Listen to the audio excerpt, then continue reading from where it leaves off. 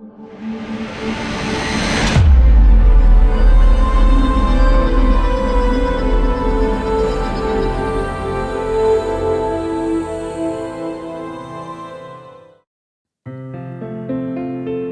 the Lord. Praise the Lord. Hallelujah. Hallelujah. യേശുവേ നന്ദി. യേശുവേ നന്ദി. യേശുവേ സ്തുതി. യേശുവേ സ്തുതി. പ്രിയപ്പെട്ട ദൈവജനമേ, ഈ വലിയ ദൈവരാജ്യ ശുശ്രൂഷയിലേക്ക് യേശുവിൻ്റെ അത്ഭുത നാമത്തിൽ ഏവർക്കും സ്വാഗതം.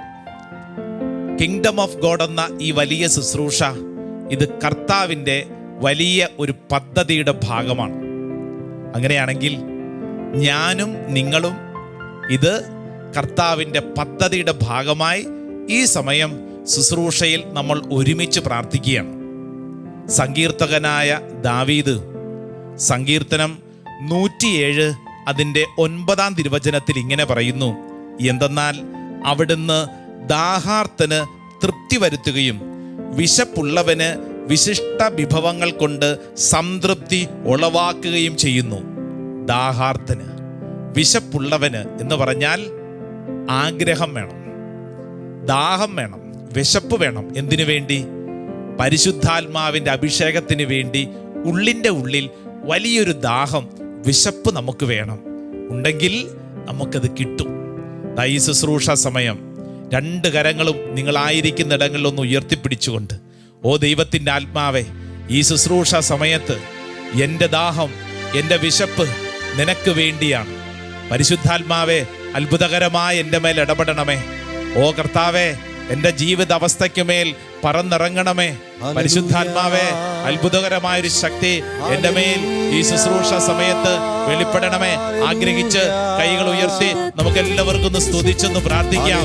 ഓ പരിശുദ്ധാത്മാവേ, ഓ പരിശുദ്ധാത്മാവേ, ഓ പരിശുദ്ധാത്മാവേ, ഒരു അഭിഷേകം ഈ സമയത്ത് തന്നെ സംഭവിക്കട്ടെ. ആരാധന, ആരാധന, ആരാധന, ആരാധന, ആരാധന. ഹല്ലേലൂയ. കൈയടിച്ചു. ഉന്നതമായൊരു ശക്തി, ദൈവത്തിന്റെ ശക്തി, ദൈവത്തിന്റെ ശക്തി അഗ്നിനാവുകളായി നമ്മിൽ നിറയട്ടെ. നമ്മിൽ പറന്നിറങ്ങണമേ. അഭിഷേക കാറ്റായി ഞങ്ങളിൽ നിറയണമേ. പറന്നിറങ്ങണമേ. സമയം തന്നെ അഭിഷേക കാറ്റായി ഞങ്ങളിൽ നിറയണമേ. പറന്നിറങ്ങണമേ.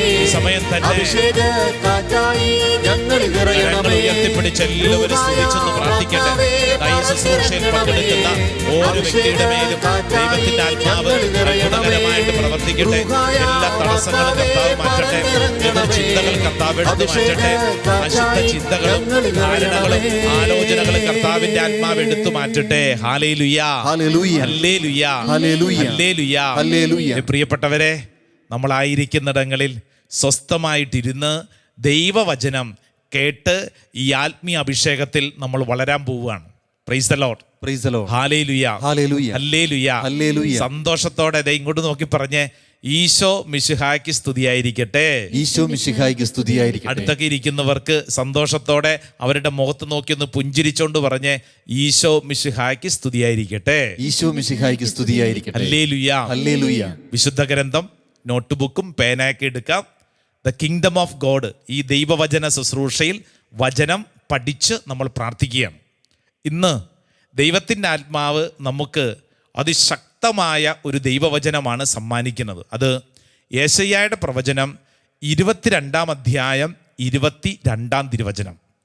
Book of Isaiah chapter 22 verse 22. പ്രിയപ്പെട്ടവരെ, കർത്താവാണ് വഴി തുറക്കുന്നതും വഴി അടയ്ക്കുന്നതും. ഇത് നമ്മൾ വചനത്തിൻ്റെ വെളിച്ചത്തിൽ പഠിക്കുകയാണ്. നമുക്ക് ഈ വചനം ഒന്ന് വായിക്കാം. യെശയ്യായുടെ പ്രവചനം 22:22.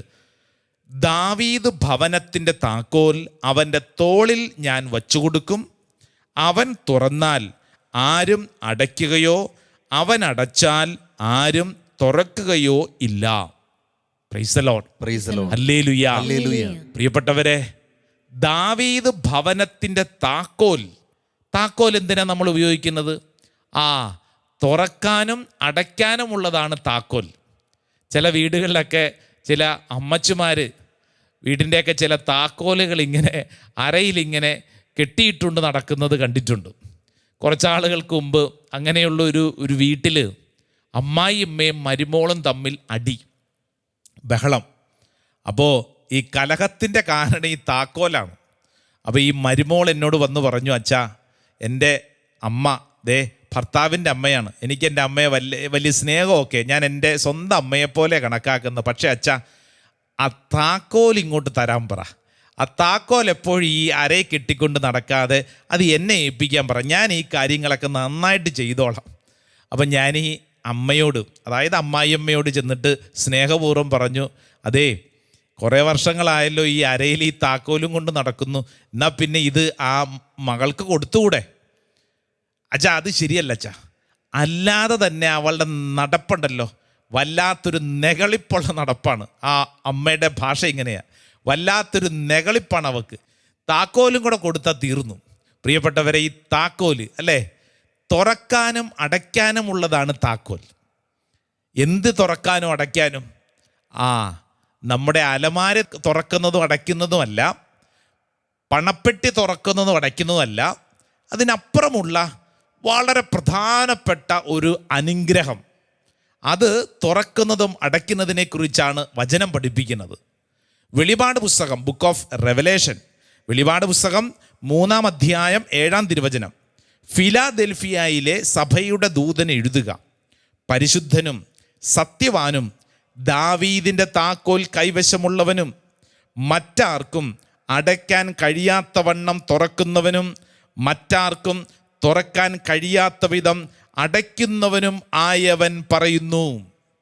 പ്രിയപ്പെട്ടവരെ, ഇതാ ഈ വചന ശുശ്രൂഷയിൽ പങ്കെടുക്കുന്ന ഓരോരുത്തരും വിശ്വസിക്കേണ്ട കാര്യം, ഈ 2 ദൈവവചനങ്ങൾ നമ്മളെ ആവർത്തിച്ച് പഠിപ്പിക്കുകയാണ്.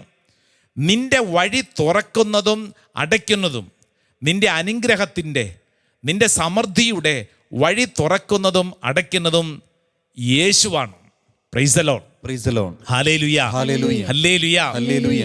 ഒരു സഹോദരൻ ഒരു പ്രമോഷനോട് ബന്ധപ്പെട്ട് വലിയ ഭാരത്തിൽ വന്നിട്ട് പറഞ്ഞത് ഇങ്ങനെയാണ്, അച്ഛാ എൻ്റെ കൂടെ ഓഫീസിലുള്ള ചിലർ എന്നെക്കുറിച്ച് ഇല്ലാക്കഥകൾ പറഞ്ഞ് എൻ്റെ പ്രമോഷൻ തടഞ്ഞു വച്ചിരിക്കുന്നു.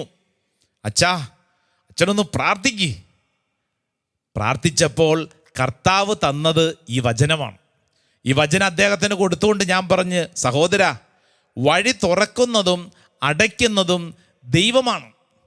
നാട്ടുകാർക്ക് കഥകളൊക്കെ പറയാം, പക്ഷേ സഹോദരൻ്റെ ജീവിതത്തെ മുന്നോട്ട് നയിക്കുന്ന അനുഗ്രഹത്തിൻ്റെ താക്കോൽ കൈവശമുള്ളത് യേശുവിൻ്റെ കയ്യിലാണ്.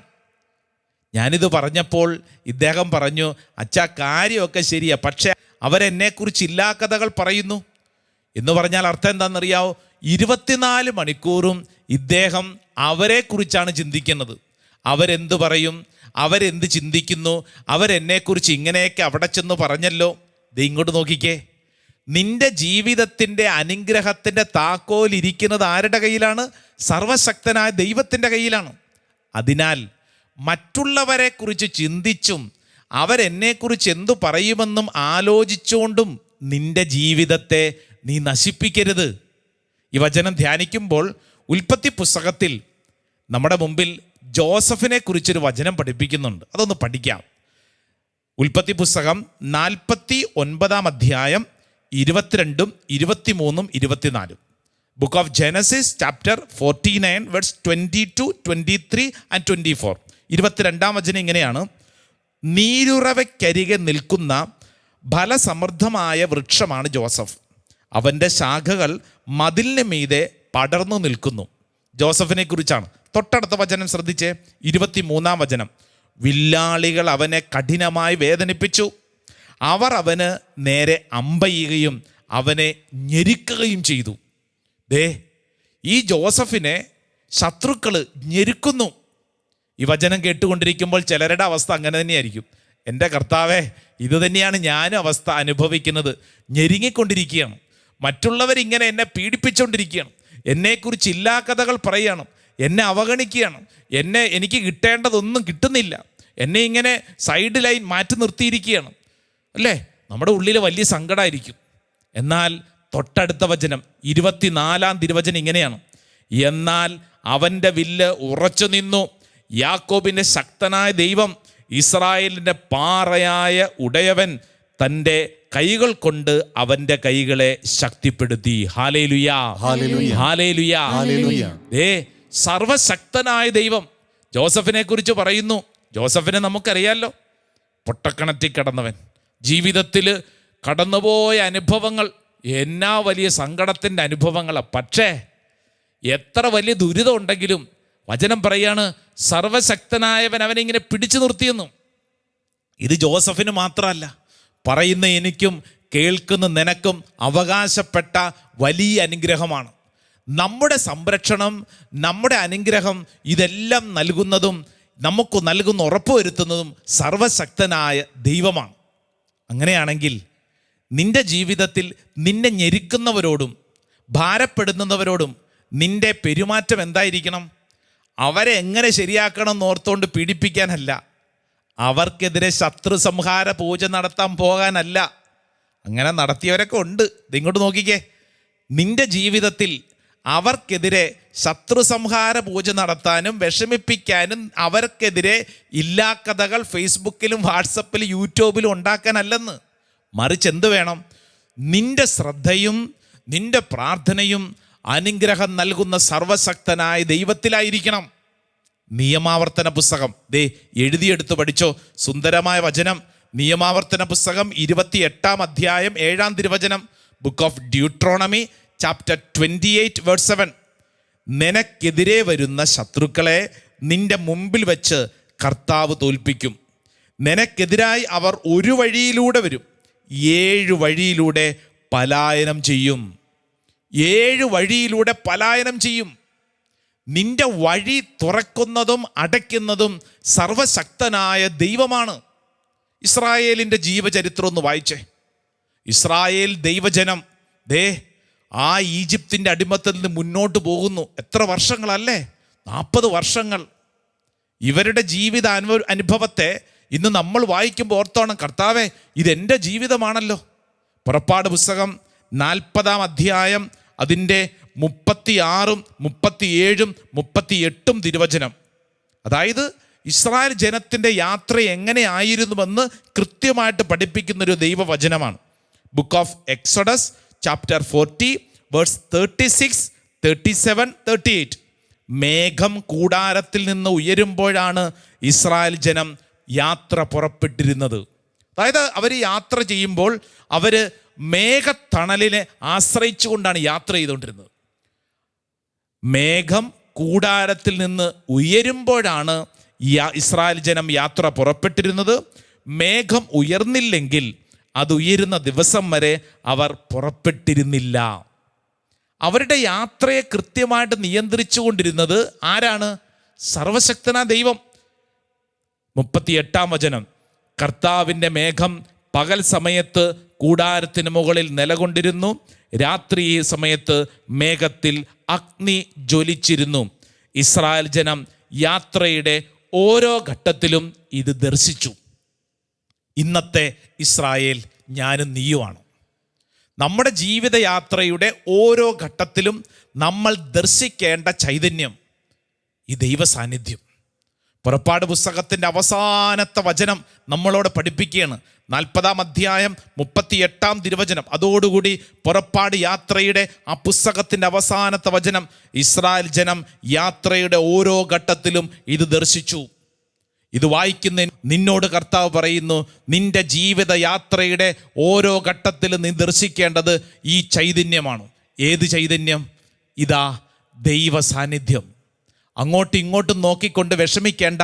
വഴിയാത്രയിൽ നമ്മൾ പലതും കാണും, പലതിലും കുടുങ്ങിക്കിടക്കും. പല ആളുകൾ, പല സ്വഭാവക്കാർ നിനക്ക് ചുറ്റുവട്ടത്തുണ്ടാവും. അവരെ ഇവരെ നോക്കിക്കൊണ്ടിരുന്നു കഴിഞ്ഞാൽ നിന്റെ യാത്ര മുന്നോട്ട് നീങ്ങില്ല. അവർ പറയുന്നതും ഇവർ ചെയ്യുന്നതും കണ്ടുകൊണ്ടിരുന്നു കഴിഞ്ഞാൽ, അവർ നിന്നോട് പെരുമാറുന്നത് നോക്കിക്കൊണ്ടിരുന്നു കഴിഞ്ഞാൽ നിനക്ക് ജീവിക്കാൻ പറ്റിയല്ല. നിന്റെ ജീവിതം മുന്നോട്ട് പോകണമെങ്കിൽ ഇസ്രായേലിൻ്റെ യാത്രയെ ധ്യാനിച്ചാൽ മതി. ഈ അവസരത്തിൽ ജീവിതത്തിൽ തടസ്സങ്ങളുടെ മുമ്പിൽ ധ്യാനിച്ച് പ്രാർത്ഥിക്കേണ്ട ഒരു സുന്ദരമായ വചനം പറയട്ടെ. യെശയ്യായുടെ പ്രവചനം 45 അധ്യായം 2, 3 തിരുവചനം. പലർക്കും അറിയാവുന്ന വചനമായിരിക്കും. പ്രത്യേകിച്ച് ഏതെങ്കിലും തടസ്സങ്ങളിൽ പെട്ട് വല്ലാണ്ട് ഉരുകുന്ന ചിലരുണ്ടല്ലോ, അവരൊരുപക്ഷെ ധ്യാനിക്കുന്നുണ്ടാവും. ഇല്ലെങ്കിൽ ധ്യാനിച്ചോളൂ.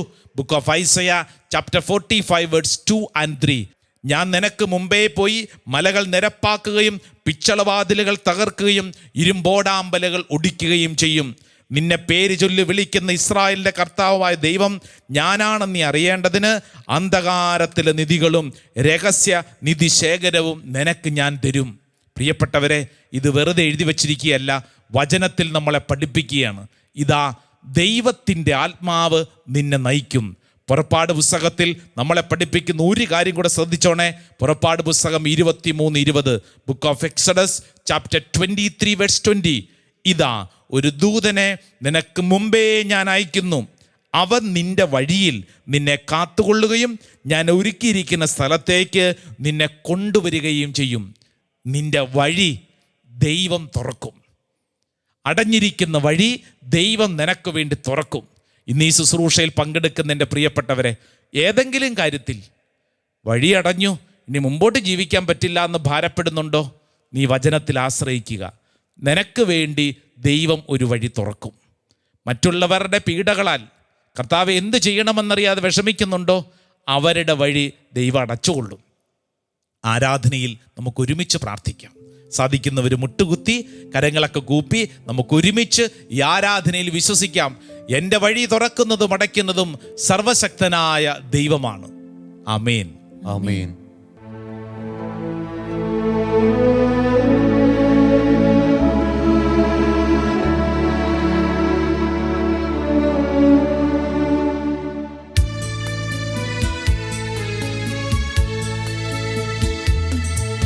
സ്തോത്രം സ്തോത്രം യേശുവേ, സ്തോത്രത്തിനെന്നും യോഗ്യനേ.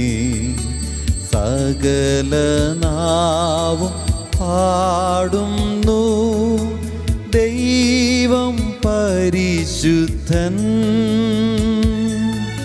സ്തോത്രം സ്തോത്രം യേശുവേ, സ്തോത്രത്തിനെന്നും യോഗ്യനേ.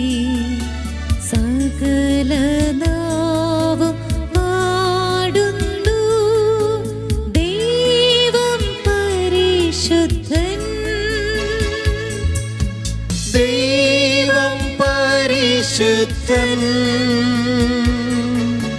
ദൈവം പരിശുദ്ധൻ, ദൈവം പരിശുദ്ധൻ, ദൈവം പരിശുദ്ധൻ. പരിശുദ്ധ പരമാദിവികാരുണ്ണീശോയ്ക്ക് എന്നേരവും ആരാധനയും സ്തുതിയും പുകഴ്ചയും ഉണ്ടായിരിക്കട്ടെ. പരിശുദ്ധ പരമാദിവികാരുണ്യ ഈശോയ്ക്ക് എന്നേരവും ആരാധനയും സ്തുതിയും പുകഴ്ചയും ഉണ്ടായിരിക്കട്ടെ. പരിശുദ്ധ പരമാദിവികാരുണ്യ ഈശോയ്ക്ക് എന്നേരവും ആരാധനയും സ്തുതിയും പുകഴ്ചയും ഉണ്ടായിരിക്കട്ടെ. പ്രിയപ്പെട്ട ദൈവജനമേ, ഈ സമയം പരിശുദ്ധ അൾത്താരുടെ മുമ്പിൽ നിന്റെ ജീവിതത്തെ സമ്പൂർണമായി സമർപ്പിച്ച് കണ്ണുകളടച്ച് കരങ്ങൾ കൂപ്പി പ്രാർത്ഥിക്കുക. ഇതാ, വചനത്തിലൂടെ ഈശോ നിന്നെ പഠിപ്പിക്കുകയാണ്. നിന്റെ അനുഗ്രഹത്തിൻ്റെ വാതിൽ അത് യേശുവിലാണ്, യേശുവിനോടൊപ്പമാണ് സംഭവിക്കുക. യെശയ്യാ പ്രവചനം 22:22, ദാവീദ് ഭവനത്തിൻ്റെ താക്കോൽ അവൻ്റെ തോളിൽ ഞാൻ വെച്ചുകൊടുക്കും. അവൻ തുറന്നാൽ വേറെ ആർക്കും അടയ്ക്കാൻ പറ്റില്ല, അവനടച്ചാൽ വേറെ ആർക്കും തുറക്കാനും പറ്റില്ല. ഈ സമയം നിങ്ങൾ അനുഭവിക്കുന്ന എല്ലാ തടസ്സങ്ങളെയും സമർപ്പിച്ച് ആ മേഖലകളിൽ ഒരു വിടുതലിനു വേണ്ടി നമ്മൾ പ്രാർത്ഥിക്കുകയാണ്. ഇതാ, ഈ സമയം പ്രാർത്ഥിക്കുമ്പോൾ സാമ്പത്തികമായ തടസ്സമുള്ള ദൈവജനമേ, ആ തടസ്സത്തെ ഈശോയുടെ നേർക്ക് കൊടുക്കുക. നിങ്ങളായിരിക്കുന്നിടങ്ങളിൽ നിങ്ങളുടെ വലത് കരം പരിശുദ്ധ അൾത്താരിലേക്ക് നീട്ടിപ്പിടിച്ച് ആ സാമ്പത്തികമായ ഭാരത്തെ സമർപ്പിക്കുക. ഒരുപക്ഷെ അധ്വാനത്തിനനുസരിച്ച് ഫലം ലഭിക്കുന്നില്ല, സാമ്പത്തിക മേഖലകളിൽ ചില കെണികളിൽ ചെന്നുപെട്ടു, ചിലർക്ക് കൊടുത്തു കഴിഞ്ഞിട്ട് തിരിച്ചു കിട്ടുന്നില്ല, ചില സ്ഥല വിൽപ്പനയോടും വാങ്ങലിനോടും ബന്ധപ്പെട്ട് ചില ഭാരങ്ങൾ, കുടുംബത്തിൽ ചില സാമ്പത്തിക മേഖലകളിൽ വല്ലാതെ പാരമ്പര്യമായിട്ട് ചില സ്വത്ത് തർക്കങ്ങൾ കിടക്കുന്നു, സ്ഥലം വിൽപ്പനകൾ നടക്കുന്നില്ല, അങ്ങനെ തുടങ്ങി അനേക സാമ്പത്തിക ഭാരങ്ങളുണ്ട്. ഓ കർത്താവെ, ഈ ശുശ്രൂഷ സമയത്ത് ആ സാമ്പത്തിക മേഖലകൾ മുഴുവൻ സമർപ്പിക്കുന്നു. നിയമാവർത്തന പുസ്തകം 28 അധ്യായം 7 തിരുവചനം, ഇതാ നിന്റെ മേൽ ദൈവത്തിൻ്റെ ആത്മാവ് അതിശക്തമായി പ്രവർത്തിക്കുകയാണ്. നിനക്കെതിരെ വരുന്ന ശത്രുക്കളെ നിന്റെ മുൻപിൽ വെച്ച് തന്നെ കർത്താവ് തോൽപ്പിക്കും. ഇതാ നിനക്കെതിരായി അവർ ഒരു വഴിയിലൂടെ വരും, 7 വഴിയിലൂടെ പലായനം ചെയ്യും. സാമ്പത്തിക മേഖലകളിൽ തടസ്സമുള്ള ഓരോരുത്തരും ആ മേഖലകൾ ഏതെങ്കിലും വ്യക്തികളുടെയോ സംഭവങ്ങളിലൂടെയാണ് ഉള്ളതെങ്കിൽ അത് സമർപ്പിച്ച് പ്രാർത്ഥിക്കുക. ഈ വചനത്തിൻ്റെ ശക്തി ഈ സമയം ആ ദൈവ മക്കളിലേക്ക് വെളിപ്പെടട്ടെ എന്ന് പ്രാർത്ഥിക്കുന്നു. ഈ സമയം പ്രാർത്ഥിക്കുമ്പോൾ പ്രത്യേകിച്ച് കുടുംബ ബന്ധങ്ങളിൽ എന്തെങ്കിലും തടസ്സങ്ങളുള്ളവർ ഇതാ യേശുവിൻ്റെ നേരെ കരങ്ങൾ നീട്ടിപ്പിടിച്ച് പ്രാർത്ഥിക്കുന്നു. കർത്താവെ, ബന്ധ തകർച്ചകളെ ഈ സമയത്ത് വിശുദ്ധീകരിക്കണമേ. എല്ലാ തടസ്സങ്ങളും കർത്താവിന്റെ ആത്മാവ് എടുത്തു മാറ്റട്ടെ എന്ന് ഞങ്ങൾ വിശ്വസിച്ച് പ്രാർത്ഥിക്കുന്നു. പുറപ്പാട് പുസ്തകം 23 അധ്യായം 20 തിരുവചനം, ഇതാ ഒരു ദൂതനെ നിനക്ക് മുമ്പേ ഞാൻ അയക്കുന്നു, അവൻ നിന്റെ വഴിയിൽ നിന്നെ കാത്തുകൊള്ളും, ഞാൻ ഒരുക്കിയിരിക്കുന്ന സ്ഥലത്തേക്ക് നിന്നെ കൊണ്ടുവരികയും ചെയ്യും. കർത്താവെ, ഈ ശുശ്രൂഷ സമയത്ത് ഞങ്ങളുടെ ബന്ധങ്ങളിലുള്ള എല്ലാ തടസ്സങ്ങളും തകർച്ചകളും കർത്താവെ എടുത്തു മാറ്റണമേ. ഞങ്ങൾ വിശ്വസിച്ച് പ്രാർത്ഥിക്കുന്നു. പ്രത്യേകിച്ച് ജോലി മേഖലയിൽ തടസ്സങ്ങളുണ്ടെങ്കിൽ ആ മേഖലകൾ സമർപ്പിച്ച് പ്രാർത്ഥിക്കുക. ഒരുപക്ഷെ ഒരു വീട് വയ്ക്കണം, ആ വീട് വിൽപ്പനയോട് ബന്ധപ്പെട്ടും വീട് വാങ്ങണമെന്ന് ആഗ്രഹിച്ചും ഒരു വീട് പണിയണമെന്ന് ആഗ്രഹിച്ചും നീണ്ട നാളുകളായി ഭാരങ്ങൾ ഉള്ളവരുണ്ടാവും, സമർപ്പിച്ച് പ്രാർത്ഥിക്കുക.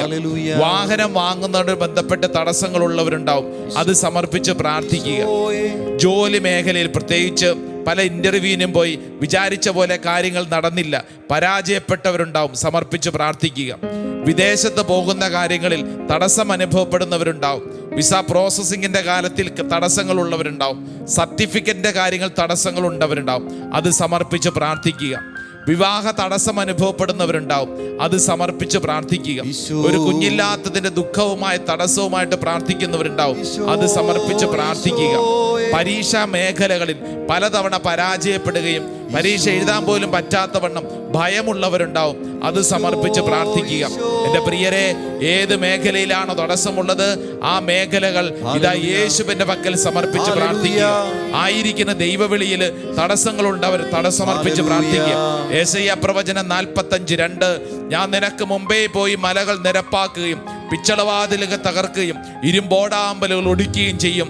നിന്നെ പേര് ചൊല്ലി വിളിക്കുന്ന ഇസ്രായേലിന്റെ കർത്താവായ ദൈവം ഞാനാണെന്ന് നീ അറിയേണ്ടതിന് അന്ധകാരത്തിൽ എന്തികളും രഹസ്യ നിധി ശേഖരവും നിനക്ക് തരും. ഈ വചനത്തിന്റെ ശക്തിയാൽ എല്ലാ തടസ്സങ്ങളും കർത്താവ് എടുത്തു മാറ്റട്ടെ. ഒരു വഴി ദൈവം തുറക്കട്ടെ.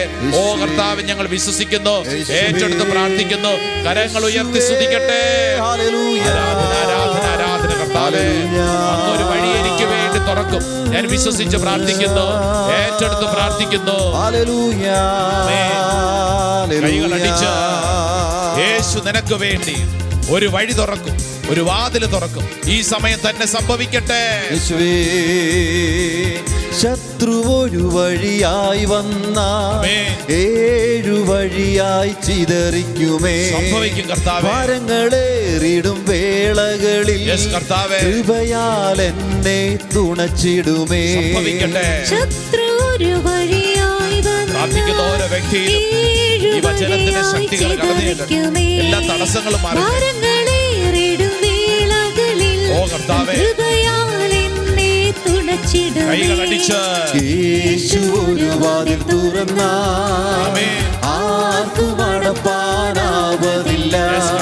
യേശു ഒരു വാതിൽ അടച്ചാൽ ആർക്കും തുറപ്പാനാവതില്ല. യേശു ഒരു വാതിൽ തുറന്നാൽ ആർക്കും അടപ്പാനാവതില്ല.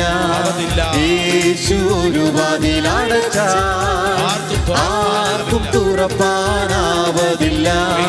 തുറന്നിടുമേ വാതിൽ, തുറന്നിടുമേ എനിക്കായി വാതിൽ തുറന്നിടുമേ. അടച്ചിടുമേ വാതിൽ, അടച്ചിടുമേ വൈരിയിൻ വാതിൽ അടച്ചിടുമേ. പ്രിയപ്പെട്ടവരെ, കരങ്ങൾ കൂപ്പി ഈശോയുടെ ആശീർവാദം സ്വീകരിക്കുമ്പോൾ നീ വിശ്വസിക്കുക, നിന്റെ എല്ലാ തടസ്സങ്ങളും യേശു കടന്നു വന്ന് ആ തടസ്സം നീക്കി നിന്നെ അഭിഷേകത്തിലേക്ക് നയിക്കുന്നു. യെശയ്യാ 22:22 നിന്നിൽ സംഭവിക്കട്ടെ. ആഗ്രഹിച്ച് ഈശോയുടെ ആശീർവാദം സ്വീകരിക്കുക. തുറന്നിടുമേ വാതിൽ, തുറന്നിടുമേ എനിക്കായി വാതിൽ തുറന്നിടുമേ. അടച്ചിടുമേ വാതിൽ, അടച്ചിടുമേ വൈരിയിൻ വാതിൽ അടച്ചിടുമേ.